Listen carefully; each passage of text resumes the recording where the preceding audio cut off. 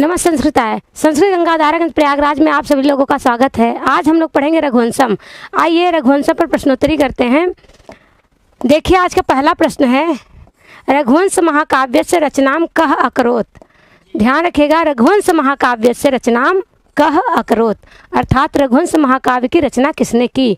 भारवी ने, व्यासः व्यास ने, कालिदास ने, माघ ने। तो रघुवंश एक महाकाव्य है, जैसा कि आप लोग जानते हैं। किसकी रचना है? कालिदास जी की। कालिदास की कितनी रचनाएं हैं? 7 रचनाएं हैं। उसमें से ये रघुवंश और कुमार संभव क्या हैं? महाकाव्य हैं। तो 7 रचनाओं को आप लोग जानते होंगे। ठीक है, 3 नाटक है। कौन कौन से? अभिज्ञान शाकुंतलम, विक्रमोर्वशीयम और मालविकाग्निमित्रम। फिर बचा मेघदूतम, एक क्या है, गीत काव्य कह सकते हैं या खंड काव्य कहिए। फिर बचा ऋतुसंहार। ठीक है, आइए अगले प्रश्न की ओर चलते हैं। माघ की रचना शिशुपाल वधम, भारत की रचना किरातार्जुनीयम, व्यास की रचना महाभारत। ठीक, दूसरा प्रश्न देखिए, रघुवंशम किम विधम काव्यम अस्ति। रघुवंश किस विधा के काव्य हैं? किस विधा का काव्य है? महाकाव्यम महाकाव्य है, गीत काव्यम गीत काव्य है, नाटकम नाटक है, व्याकरण ग्रंथ है। तो कैसा ग्रंथ है? कौन महाकाव्य है? कैसे पता? सर्गों में विभाजित है। एक लक्षण उसका है क्या? सर्ग में विभाजित होना चाहिए। तो कितने सर्ग है रघुवंशम में? 17-19 सर्ग है। ठीक है, तो रघुवंशम किसमें विभाजित है? सर्गों में। महाकाव्य सर्ग में विभाजित होता है। विकल्प आपका ए सही उत्तर हो जाएगा। गीत काव्य बताया गया। गीत काव्य कौन सा काव्य है? मेघदूत को खंड काव्य गीत काव्य भी कहते हैं। ऋतुसंहारम को गीत काव्य कहते हैं। नाटक अभिज्ञान शाकुंतलम, उत्तर रामचरितम, मुद्रा राक्षसम, ये सब क्या है? सब नाटक हैं। वो अंकों में विभाजित होता है। अब व्याकरण ग्रंथ कौन सा है? अष्टाध्यायी हो गया। और अच्छा चलिए ठीक है, वाक्पदी, अच्छा वो भी व्याकरण ग्रंथ में आता है ना। आइए अगला प्रश्न देखते हैं। रघुवंश महाकाव्य के मंगलाचरण में कालिदास ने किसकी वंदना की? ध्यान रखिए, रघुवंश महाकाव्य के मंगलाचरण में कालिदास जी ने किसकी रचना की थी? किसकी स्तुति की है? सरस्वती जी की, गणेश पार्वती की, कार्तिकेय की, शिव पार्वती की। तो अगर आपको मंगलाचरण याद हो तो बताइए। हाँ, सब रटे हुए। वागर्थ भी संपृक्त हो। हाँ, पूजा कराते हैं भैया जी, तो उनको तो सब याद है। हाँ, तो वागर्था भी संपृक्त हो, वागर्थ प्रतिपत्तये जगता पितरो वंदे पार्वती परमेश्वरौ। तो उसमें किसकी स्तुति हुई है? शिव और पार्वती की। तो ध्यान रखिएगा, सरस्वती की नहीं हुई, गणेश पार्वती की नहीं हुई, कार्तिकेय की नहीं हुई, शिव और पार्वती की स्तुति की गई है। किसमें? रघुवंश के मंगलाचरण में। विकल्प डी आपका सही उत्तर हो जाएगा। अगला प्रश्न देखिए, रघुवंशे जगता पितरौ इति कौ वर्णितौ। रघुवंश में जगता पितरों से किसका वर्णन किया गया है? राधा कृष्ण का, सीताराम का, पार्वती परमेश्वर का, देवकी वसुदेवों का। तो अभी आपको बताया गया जगता पितरौ वंदे पार्वती परमेश्वरौ। तो पार्वती परमेश्वर की बात हुई है, तो विकल्प सी सही उत्तर हो जाएगा। ठीक, सही है ना। देवकी वसुदेवौ तो नहीं होगा, राधा कृष्ण सीतारामौ। हाँ, ध्यान रखिएगा, पार्वती परमेश्वरौ, यही सही है। रघुवंशे कति सर्गाः सन्ति। रघुवंश में कितने सर्ग हैं? 18, 19, 20, 21। आप ये सब रट के आए हैं? पक्का? 17 किस में होते हैं? अच्छा 17 है नहीं, अब बताइए। नहीं, 17 किस में होते हैं? पक्का? तो देखिए 18 किरातार्जुनीय में कितने सर्ग हैं? 18। 19 रघुवंश में, 20 शिशुपाल में, 21, 22।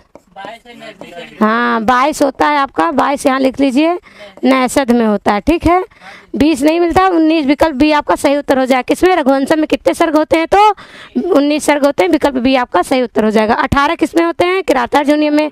20 किसमें होते हैं? शिशुपाल वधम में। 17 किसमें होते हैं? कुमार संभव में। आइए अगला प्रश्न देखते हैं। रघुवंश महाकाव्य कियत् सूर्यवंशीया नाम राज्ञाम वर्णनम अस्ति। रघुवंश महाकाव्य में सूर्यवंशी राजाओं का वर्णन, कितने राजाओं का वर्णन है? कितने सूर्यवंशी राजाओं का वर्णन हुआ है? 20 का, 19 का, 31 का, 39 का। पक्का? कहाँ पढ़ के आए हैं? 29 का भी मिलता है। 29 ऑप्शन में है? नहीं है। हाँ लेकिन 11-12 की किताब में देखेंगे यूपी के, उसमें तो 29 राजाओं का वर्णन है। लेकिन हम लोग जो पढ़े हैं वो किसमें कितने राजाओं का वर्णन है? 31 राजाओं का वर्णन प्राप्त होता है।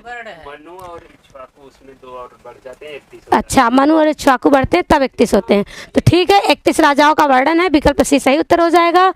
पूछा जाएगा रघुवंश महाकाव्य में कितने राजाओं का वर्णन है, तो कितने राजाओं का हो जाएगा 31। रघुवंश महाकाव्य सर्वप्रथमम कस्य राज्ञः वर्णनम अस्ति। रघुवंश महाकाव्य में सर्वप्रथम किस राजा का वर्णन है? रामस्य राम का, रघु रघु का, अजस्य अज का, दिलीपस्य दिलीप का। तो रघुवंश महाकाव्य में सर्वप्रथम किस राजा का वर्णन है? जब आप शुरू में ही प्रथम सर्ग खोलेंगे तो किसकी बन, हाँ, उसके बाद गो सेवा आता है। गो सेवा कौन करता है? दिलीप, उनकी पत्नी सुदक्षिणा के साथ गो सेवा करते हैं। तो किसकी चर्चा पहले आती है? दिलीप की। ठीक है, विकल्प डी आपका सही उत्तर हो जाएगा। सही है ना? रघुवंश महाकाव्य में सर्वप्रथम दिलीप राजा का वर्णन है। राम का भी वर्णन है, रघु का भी, अज का भी, पर इसके बाद है। हाँ, 31 राजाओं का वर्णन है जिसमें सभी का है, पर सर्वप्रथम दिलीप का वर्णन है। हाँ, फिर रघु का, फिर अज का, फिर दशरथ का, फिर राम का आएगा। अरे भाई कलर चेंज हो गया। पढ़ा देंगे लेकिन कलर देख रहे हैं। अथ प्रजानाम अधिप प्रभाते इत्यत्र राजार्थकः शब्दः कः। यही क्रम था, क्रम यही है। अथ प्रजानाम अधिप प्रभाते इत्यत्र राजार्थकः शब्दः कः। इसमें राजा शब्द जो बता रहा है, जिससे राजा शब्द निकलता है, वो कौन सा है? किसका अर्थ राजा होगा इसमें बताइए? प्रजा का, प्रजा से निकलेगा क्या? प्रजा मतलब क्या होता है? राजा होता है। प्रभाता मतलब राजा होता है। अधिपा मतलब कि अथ मतलब, हाँ, इंजीनियर इसी कहते हैं। देखिए, राजा शब्द इसमें से कौन सा ऐसा शब्दार्थ है जिसका पद, जिसका राजा अर्थ निकलता है? किसका है? प्रजा का है क्या? प्रभात का है? अधिपा का है कि अथ का है? बताइए। अथ का है, फेल हो गए आप। अधिपा होगा। प्रभातम मतलब सवेरा, प्रजा मतलब प्रजा, अथ मतलब इसके बाद, अधिपा मतलब राजा। तो विकल्प सी सही उत्तर हो जाएगा। थोड़ा अलग सवाल मिला। हाँ, चलिए अगले प्रश्न की ओर चलते हैं। रघुवंश में किसकी गो सेवा वर्णित है? रघुवंश में किसकी गो सेवा वर्णित है? दिलीप की, रघु की, दशरथ की, अज की। तो आप लोग को पता ही है, सर्वप्रथम इन्हीं की बात होती है। इनको पुत्र प्राप्ति नहीं होती है तो वशिष्ठ क्या कहते हैं? इनके कुल गुरु रहते हैं कौन? वशिष्ठ। वही बताते हैं कि आप किसकी सेवा करो? कामधेनु की पुत्री नंदिनी की सेवा करोगे तो पुत्र की प्राप्ति होगी। तो दिलीप ने की थी किसकी?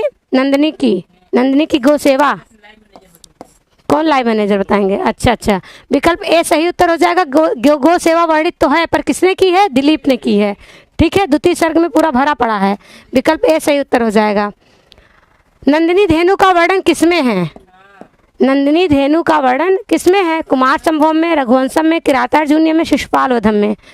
आप लोग इतना जल्दी उत्तर दे देते हैं कि सामने वाला पता नहीं उसको आ रहा नहीं आ रहा। थोड़ा सा वेट किया करिए। सबका देखिए, सब लोग उत्तर दे रहे हैं कि नहीं दे रहे हैं। पहले बताया जा रहा है। कठिन सवाल आएगा तब नहीं बोलते हैं। नंदिनी धेनु का वर्णन किसमें है? कुमार संभव में है, रघुवंशम में है। किरात में किसका वर्णन है?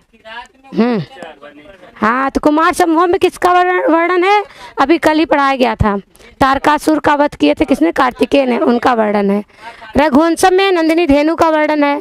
किरातार्जुनीय में वनेचर का, युधिष्ठिर पंत पांडवों का वर्णन है। शिशुपाल वधम में किसका वर्णन है? माघ का, नारद का, क्षम्यता, माघ का नहीं, माघ ने तो लिखा है शिशुपाल। कृष्ण ने शिशुपाल का वध किया, इसलिए शिशुपाल वध नाम पड़ा। तो कृष्ण का शिशुपाल के साथ क्या था? कनेक्शन था, मारने पीटने का कनेक्शन था। तो विकल्प भी सही उत्तर हो जाएगा ना? विकल्प भी सही उत्तर होगा ना? हाँ, रघुवंश टिक नहीं किए थे? किए थे ना? रघुवंश में इंदुमती किसकी रानी है? रघुवंश में ध्यान रखिए, इंदुमती किसकी रानी है? किसकी रानी है? रघु की, अज की, इक्ष्वाकु की, दिलीप की। तो सबकी रानी का नाम बता पाएंगे? चलिए बताइए। रघु ऐसे कैसे थे? कैसे कह दिए? उनका वंश नहीं चला था? अदृश्य थी उनकी बीवी। आज की बीवी का क्या नाम था? अच्छा, इंदुमती के पति कौन थे? आज इक्ष्वाकु, ये वंश था उनका। दिलीप की पत्नी का क्या नाम है? हाँ, सुदक्षिणा। ये नाम बहुत अच्छा है ना? हाँ, ये मगध देश के राजा की पुत्री थी ना? हाँ, सुदक्षिणा दिलीप की पत्नी का नाम है और अज की पत्नी का नाम इंदुमती है। विकल्प बी आपका सही उत्तर होगा, क्योंकि रघुवंश में इंदुमती किसकी रानी है पूछा जाएगा तो अज की थी। और ये बहुत 6वां सर्ग इसीलिए तो प्रसिद्ध है स्वयंवर के लिए। आज और इंदुमती का स्वयंवर हुआ था ना। हाँ, राजा दशरथ का संबंध किस वंश से था? सूर्य वंश से, चंद्र वंश से, इंद्र वंश से कि मनु वंश से?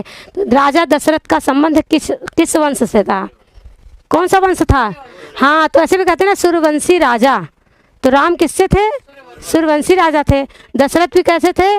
सूर्य। तो इनका वंश कौन सा था? सूर्य वंश। विकल्प ए सही उत्तर हो जाएगा। ठीक, चलिए अगले प्रश्न की ओर चलें। हाँ, अब इसमें आइए, बताइए रघुवंशियों का कौन सा कालक क्रमानुसार युग्म सही है? क्रम से बताना है। रघु आज दशरथ राम, दिलीप आज दशरथ राम, आज दिलीप रघु राम, राम दशरथ रघु। अजय तो एकदम गलत है, ये भी गलत है, ये भी गलत लग रहा है। दिलीप सर्वप्रथम दिलीप राजा थे, उनके बाद उनके पुत्र अज हुए, अज से दशरथ हुए, दशरथ से राम हुए, राम से लव कुश हुए, फिर उनके प्रक्रिया फिर आगे जानिएगा। तो विकल्प भी सही उत्तर हो जाएगा ना। रघु और दशरथ राम, ये पहला वाला सही है। हाँ, दिलीप के बाद तो रघु आएंगे, रघु से आगे आएंगे ना। अच्छा, इसमें बताया ही नहीं गया। हम कह दिए, तुम्हारे मैनेजर जी कह रहे हैं हाँ हाँ हाँ। अच्छा, रघु से अज।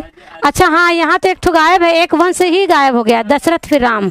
देखिए, हाँ क्यों नहीं बोले आप? आगे आगे दीदी गलत हो गई। अच्छा, रघु से पहले कौन है? दिलीप हैं। तो ये जानी पहले वही, इसीलिए तो यहाँ कंफ्यूजन हो गया। पहले दिलीप होंगे, फिर दिलीप से रघु हैं, रघु से अज हैं, अज से दशरथ है, दशरथ से राम है, राम से लव कुश हैं। ठीक है, विकल्प ए सही उत्तर होगा। देखिए भैया, ऐसे गलत मत करिएगा, क्योंकि दिलीप देख लेंगे उसके बाद रघु को काट दिए। ठीक, कितना बढ़िया है ना।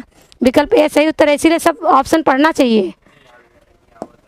हाँ, बाद में कहेंगे आ रहा था। रघुवंश महाकाव्य किसकी स्तुति से प्रारंभ होता है?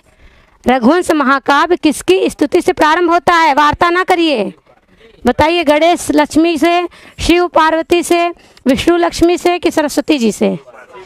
हाँ, आपको पता ही है, जगता पितरो वंदे पार्वती परमेश्वरो मंगलाचरण याद है, जानते हैं तो बता ही लेंगे क्या होगा। शिव और पार्वती। विकल्प बी सही उत्तर है। आपके पास इस तरह के प्रश्न इसलिए पूछे जाते हैं कि किसी भी तरह से परीक्षा में पूछा जा सकता है, जरूरी नहीं है ना। अब हिंदी भी पूछा जाता है, संस्कृत भी पूछा जाता है। अब किसी जगह हिंदी आता है, कहीं कहीं संस्कृत से आता है। तो परेशान मत होइएगा, कभी आपको संस्कृत मिलेगा, कभी हिंदी मिलेगा। आज विलाप किसमें है? स्वप्न वासोदत्तम में, नैषधि चरितम में, रघुवंशम में, कुमार संभवम में? रघुवंश में। तो आज राजा कहाँ है? रघुवंशम में। तो जाहिर सी बात, आज विलाप कहाँ होगा? रघुवंशम में होगा ना। लेकिन नैषधि चरितम में हंस विलाप जरूर है। हंस आता, उसको पकड़ लेते, बेचारा अपना दुख कहता है। स्वप्न वासोदत्तम में किसका विलास, वो किसका दुखड़ा है? आप लोग बताइए, आप लोग बहुत पढ़े हैं। स्वप्न वासोदत्तम में बताइए, उदयन वासोदत्त से परेशान, उदयन बेचारा दूर रानी के चक्कर में परेशान रहता है। कुमार संभव में खुद ही पार्वती जी खुद ही परेशान रहती है शिव जी को पाने के लिए, बेचारी इतनी बड़ी तपस्या करती हैं। और रघुवंशम में आज विलाप तो बहुत ही प्रसिद्ध है। आज की शादी किससे हुई थी? इंदुमती से। अभी देखे हैं, इंदुमती जब चली जाती हैं उनको छोड़कर, तो उनका जितना बड़ा विलाप है यही सबसे बड़ा प्रसिद्ध है, रघुवंशम में, है ना। चलिए 8वां सर्ग, विकल्प सी सही उत्तर हो जाएगा। स्वयंवर तो 6वें सर्ग में हुआ है और 8वें में वो चली गई थी ना छोड़ के। इंदुमती किस महाकाव्य की पात्र हैं? ध्यान रखिएगा, इंदुमती किस महाकाव्य की पात्र है? शिशुपालवधम की, रघुवंशम की, नैषधि चरितम की, किरातार्जुनीम की? तो इंदुमती किस काव्य की पात्र हैं? हाँ, अब आप लोग इसलिए बता लेते हैं क्योंकि रघुवंश का पाठ चल रहा है, इसलिए अभी जब मिक्स आएगा 50 प्रश्न में जब एक जगह पूछा जाएगा तब पता चला कि दिमाग काम नहीं कर रहा है, इसलिए ध्यान रखिएगा अच्छे से देख। हाँ, तो बुखार आता है। इंदुमती किस महाकाव्य के पात्र है? तो रघुवंशम की है। सब लोग बहुत जल्दी बोल रहे हैं, पर ऐसा उस समय नहीं हो पाता है, तो ध्यान रखिएगा। इंदुमती पात्र भी पूछा जाएगा, आज भी पूछा जाएगा, राम भी पूछे जाएंगे, तो इसको आपको अच्छे नंदिनी पूछी जाएंगी। सब कहाँ से हैं? रघुवंशम से, है ना। हाँ, विकल्प भी सही उत्तर होगा। देखिए, वरतंतु शिष्यस्य कौत्स्य वृत्तांतम अस्मिन काव्ये निबद्धम वर्तते। तो जो वरतंतु शिष्य थे, किससे? कौश के, इनका वृत्तांत पाया जाता है किस काव्य में पाया जाता है, ये पूछा जा रहा है। किस काव्य में निबद्ध है? कुमार संभव में, रघुवंशम में, कि माघ में, माघ अर्थात शिशुपाल वधम में, किरातार्जुनीय में। यहाँ माघ आ गया है, यहाँ शिशुपाल वधे होना चाहिए ना, कोई बात नहीं। तो ये वर्तंतु शिष्य और कौश का वृत्तांत कहाँ मिलता है? हाँ, कब मिलता है? ये आए थे, यही तो उनसे मांगने आए थे गुरु दक्षिणा देने के लिए राजा के पास। उसमें राजा के पास ज़्यादा कुछ था नहीं, वो सब, हाँ 14 करोड़ रुपए मांगे थे। राजा के पास उस समय नहीं था, वो कौन सा यज्ञ कर रहे थे ना, उसमें उन्होंने सब कुछ दान कर दिए थे, फिर भी उन्होंने ला के दिया था। हाँ, तो ऐसा वर्णन किसमें मिलता है? रघुवंश में। अच्छे से पढ़िएगा, बहुत अच्छी कथा है। रघुवंश में होता है वर्तंतु जो शिष्य है कौश का वृत्तांत रघुवंश में मिलता है। ठीक है, गुरु दक्षिणा के संदर्भ मिलता है, 14 करोड़ देना पड़ता है। विकल्प भी सही उत्तर हो जाएगा रघुवंश में। हाँ पढ़िएगा, अच्छा लगेगा। हिंदी पढ़ लीजिएगा। इच्छाकुणाम अच्छा ये सुक्ति आ गई। इच्छाकुणाम दुरापे अर्थे तदधीना ही सिद्धया इति कह कम प्रति आ। ये जो पंक्ति है ये किसके प्रति कही गई? कौन किससे कहता है ना? वशिष्ठ दिलीप से कहते हैं कि दिलीप वशिष्ठ से कहते हैं कि वशिष्ठ सुदक्षिणा के लिए कहते हैं कि सुदक्षिणा दिलीप के लिए कहती हैं? पक्का पहले बताइए। इच्छाकुणाम दुरापे अर्थे तदधीना ही सिद्धया, इसका अर्थ बताइए। आप लोग पढ़े होंगे रघुवंशम वाले, बताइए। दिलीप वशिष्ठ के प्रति का अर्थ होगा। पक्का। इक्ष्वाकु वंश से उत्पन्न राजाओं के कठिन कार्यों की सिद्धि आपके ही अधीन है। किसके अधीन है? हाँ, वशिष्ठ कौन थे? कुलगुरु थे। किसके कुलगुरु थे? राजा दिलीप के। हाँ ये भी तो, राजा दिलीप के कौन थे? वशिष्ठ कौन थे? कुलगुरु थे। उनसे वो कहते हैं क्यों पुत्र की प्राप्ति नहीं होती है, तो राज्य कैसे आगे बढ़ेगा? उनको पास सब कुछ था भाई, राजा थे, उनके पास किस चीज़ की कमी थी? धन दौलत सब कुछ था, पर उनके पास पुत्र नहीं थे। संतान की प्राप्ति न होने के कारण वो दुखी थे, तो ऐसा बोलते हैं। ठीक है, कि आगे वंश को कौन चलाएगा? तो ये सब किसके अधीन है? आपके ही अधीन है। तो आप बताइए ऐसा क्यों हो रहा? तब वो सोचते हैं, भले बैठते हैं आंखें बंद करके सोचते हैं, तब वो उनको समझ में आता है कि इनको श्राप मिला था। ठीक है, फिर बताते कि जाके सुरभि की पुत्री, हाँ उसकी तुम क्या करो, सेवा करो, तो तुम्हें क्या होगा? पुत्र की प्राप्ति होगी। तो ये किसके प्रति कहा जा रहा है? कौन किसके प्रति कह रहा है? पक्का। दिलीप वशिष्ठम प्रति, दिलीप वशिष्ठ के लिए कह रहे हैं। विकल्प भी सही उत्तर हो जाएगा। चलिए अगला प्रश्न देखते हैं। संध्या से किसकी तुलना की गई है? ये भी बहुत पूछा जाता है। राजा की पत्नी की, मार्ग की, धेनु की। तो संध्या से किसकी तुलना की गई है? धेनु की। हाँ वही ना, गाय की ही। हाँ वही, राजा के द्वारा जब लाई गई तो अगवानी करती है सुदक्षिणा, तो ऐसे लगता है दिन और रात के बीच मानो संध्या सी प्रतीत होती है नंदिनी, है ना? तो ये द्वितीय सर्ग में है आपके। हाँ कौन संध्या वंदन करता था? हाँ, धेनुर्दिनक छपाव मध्य गतेव संध्या, धेनुर्दिनक छपाव मध्य गतेव संध्या। ऐसी सुक्ति मिलती है कि दिन और रात के मध्य में संध्या के समान धेनु ये नंदिनी सुशोभित हो रही है। कब हो रही है? जब वो आगवानी करती है सुदक्षिणा, उधर से वो लाते हैं कौन? राजा दिलीप, और इधर हाँ बीच में गाय है, इधर सुदक्षिणा आगवानी कर रही हैं। तो ऐसे दिन और रात के बीच में मध्य के संध्या के समान सुशोभित हो रही हैं। तो विकल्प डी सही उत्तर हो जाएगा ना? हाँ चलिए, समझ में आ रहा है कि बस बहुत बढ़िया दीदी। चलिए ठीक है। रघुवंश महाकाव्य कस्य वंशस्य राज्ञाम वर्णनम विद्यते। रघुवंश महाकाव्य में किस वंश के राजाओं का वर्णन मिलता है, प्राप्त होता है?